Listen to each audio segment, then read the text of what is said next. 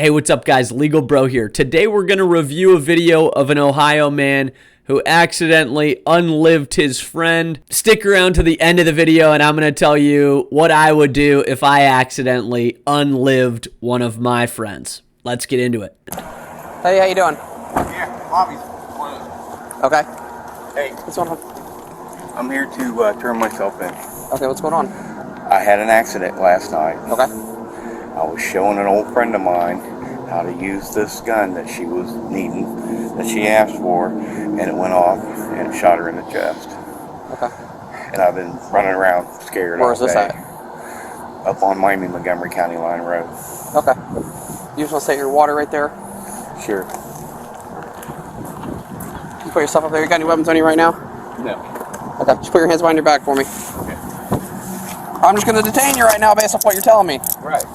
All right, so first thing that's a little bit off and concerning is that this individual says that last night he's showing this friend of his this gun and it accidentally goes off. He doesn't say how it goes off. He doesn't say what happened, right? We do know that there are some instances where, somebody's cleaning their rifle and it accidentally goes off and the bullet hits someone in an adjacent room. This individual doesn't describe what happened, but obviously if you look at the time of the body cam footage, right, 1800 the next day, good bit of time in between when this individual had this accident and when he told the police. I'm not sure about this method. He's taken one out of Ted Kennedy's book, right, the old Chappaquiddick, where you accidentally drive your car off a bridge and kill Robert Kennedy's secretary and then talk to your friends that are all lawyers and figure out your story before you ultimately go to the police after you kind of found out that maybe they found your car with the person inside of it. Anyway, not here to pass judgment, but it looks like he took the Ted Kennedy approach and went the next day to tell the police what happened. Let's see what else he has to say. I understand. You want to talk to me? I'll still talk to you. Okay. Right. Does this person need assistance or help or? Do you have two sets of cuffs? I can put two sets on you in a second, okay? Does this person need help right now or are they deceased or what? They're deceased. Does anybody else know about this? No. I don't know. Okay. I don't know. I've been waiting. Where is this address actually that you're at? I don't know the actual number. Is this her house or your house or? No, it's a friend of mine's house. What county is it in? It's on the Miami County side, but it's on Miami-Montgomery County Line Road. Miamisburg 311. I'll be in the back lot with one. Can you do a miscellaneous? All right, so the police officer is asking a lot of interesting questions, right? Because if the individual was alive, the police would have an exigent circumstance where they could kick in the door, right? Because they're going to save her life. If they do not and they find this deceased person, well, there may be a circumstance where the police may have to get a warrant. The police officer is asking some important questions and he's done a good job so far. Hey, sir, we're not letting you go based on what you told us. You're being detained, right? And oh, by the way, can you help us out and tell us what the hell you're even talking about? What's fascinating about this is that the individual does say, yes, she is deceased. Yes, call. I have one detained. Could you start 310? What's your name, sir? I'm Brian. Brian? Brian. I'm Officer Dooley. I'm just going to check you down. Go right ahead. I'm in the back lot of the PD in the parking lot.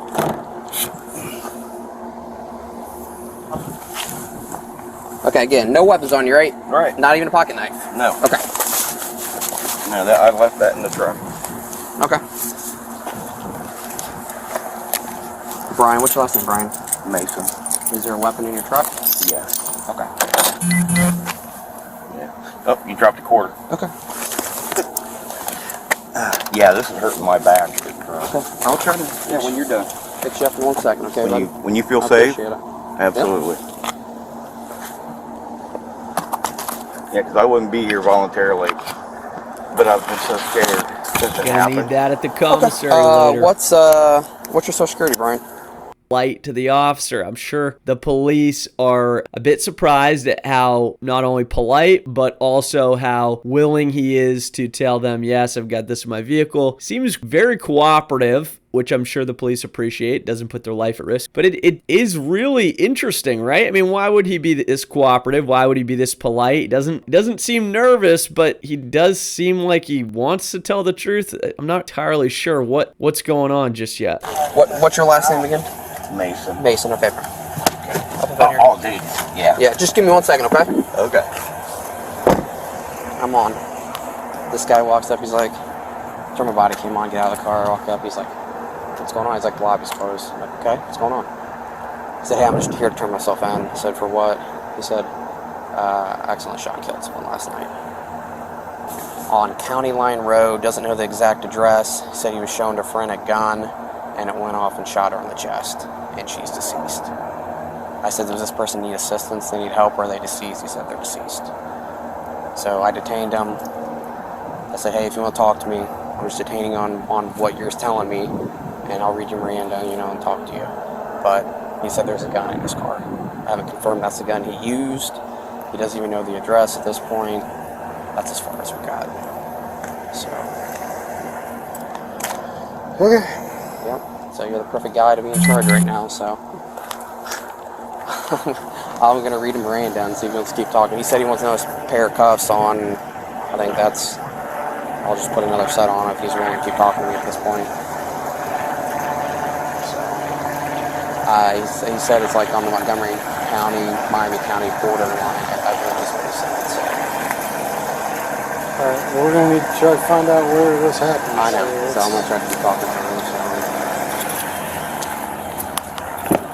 Okay, if you want to hop out, I'm going to put the other pair of cuffs on you, okay? Oh, thank you. Yeah, no Yeah, problem. these are absolutely. I don't think that you're causing any problems, Obviously, you came in wanting to talk to us. You want Super fascinating what's going on. So, individual gets out of the police car. They say, hey, look, we can't let you go walking down the street, but we're going to take the cuffs off you. But we're going to read you your Miranda rights because we're going to try to use the statements that you're going to make to us against you. But we're going to take your handcuffs off because we want you to feel more at ease and calmer. I'm not entirely sure. This seems like a very, very useful tactic to get information out of somebody, but I don't understand why all of these things are happening that are completely going against each other, right? Hey, you're not free to leave, but we're going to take the handcuffs off you. I don't get it. I mean, is he being detained or not? Why are you letting him out of his cuffs? I'm not sure what's going on. I think what may be happening here is they're trying to soften him up a bit so that they get a little bit more information out of him. You have the right to have a lawyer with you during any questions, you understand? Yes. Okay. If you cannot afford a lawyer appointed by the court, or a lawyer from the public defender's office will be provided to you before and during any question without any cost to you. Do you understand? Yes. If you decide to answer any questions now without a lawyer present, you will still have the right to stop answering at any time. You also have the right to stop answering at any time until you talk with a lawyer. Do you understand? Yes. Okay, now that you understand your rights, are you willing to answer any questions without a lawyer present? Minimal. I mean, Okay. To be fair, representation. Very interesting. After he's Mirandized, right? This is going into that custodial interrogation. They're going to be using this against him if he's charged, right? What he's saying is, look, I'm willing to answer a few questions, right? Minimum questions, but I do think I need a lawyer. We're getting to that point where he may be asking for a lawyer and they may not be able to go and press him further. But at the bare minimum, we're trying to figure out this address. This person needs help. You're telling us that they're beyond help at this point. So. But she collapsed instantly, and I got scared. I got frightened and ran out. Brian Mason. Brian, he asked you a question, and we do need a yes or no on that. You can refuse to answer any question we ask you, and you can stop answering at any time, like he read you. So if you say minimal, I mean, we need to know if you want a lawyer or if you're willing to answer some questions. You can always refuse to answer any question that you want to refuse. This cop is good, folks. He does a great job of saying, hey, look, if you want a lawyer, you have that option. You understand that. We need an answer out of you, yes or no. But if you decide to talk to us, we do need to ask you some questions. This police officer is really good at interacting with him to get him to kind of open up a little bit, right? He doesn't take that stick approach where he's going to beat the tar out of him. He's like, hey, here's the carrot, buddy. Let's talk this through, right? Very, very interesting approach. I can tell you this police officer's demeanor is really good, and he does a good job of saying, hey, look, you just got Mirandized. Do you want a lawyer? We got to know, yes or no. And wouldn't you know, individual starts talking to him. Good job by the police officer here. 49. Okay, give me 1 second. I'm trying to pull up an image of it. Okay.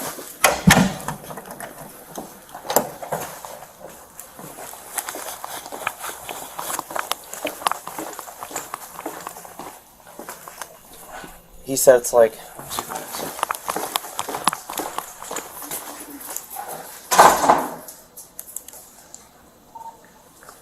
Hey, Cashy, I'm local.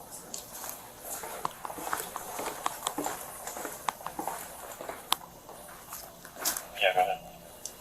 Can you respond back to the PD and come to the basement to the interview rooms? I'm still recording, by the way. He said he thinks it's a 3/4 of a mile east of 49, County Line Road.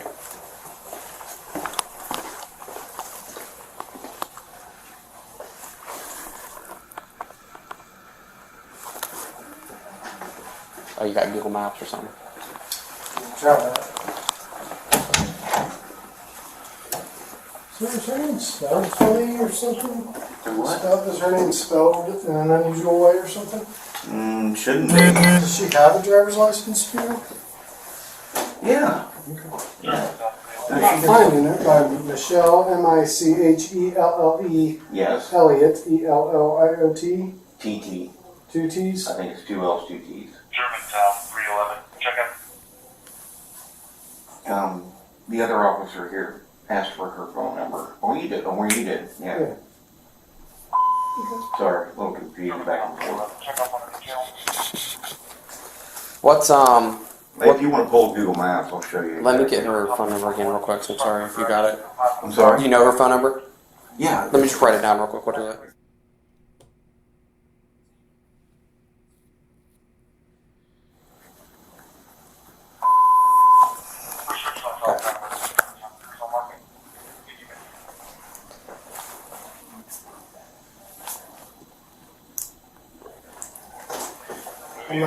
I'm gonna see if I can pull up a picture here so I can show you.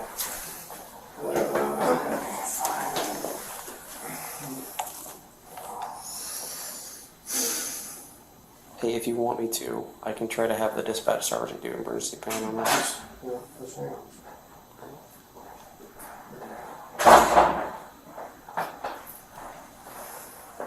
Germantown, 311. Okay.